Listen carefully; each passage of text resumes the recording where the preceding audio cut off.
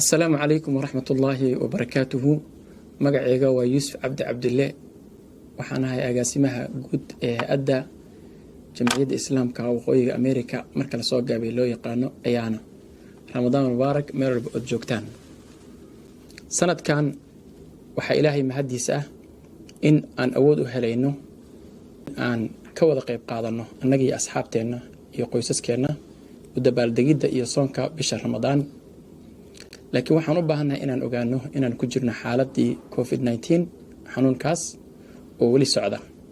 Imaamyadeena iyo dhakhaatiirteena waxay nagu dhiirigelinayaan mar walba inaan qaadano vaccine-ta ama talaalka COVID-19.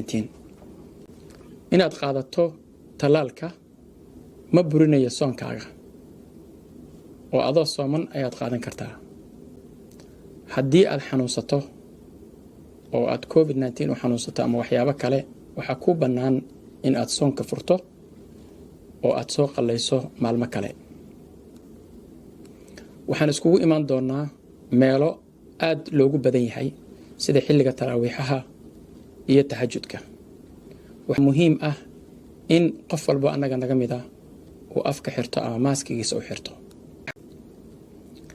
Haddii aad isku aragto xanuun ama aad dareento xanuun xilligaas waxaa muhiim ah in aad qaadato talaalka dadkana inaad qaadato tastiga ama tijaabada dadkana aad ka fogaato si aad u ilaaliso naftaada ehelkaaga iyo dhammaan dadka kula tukanaya.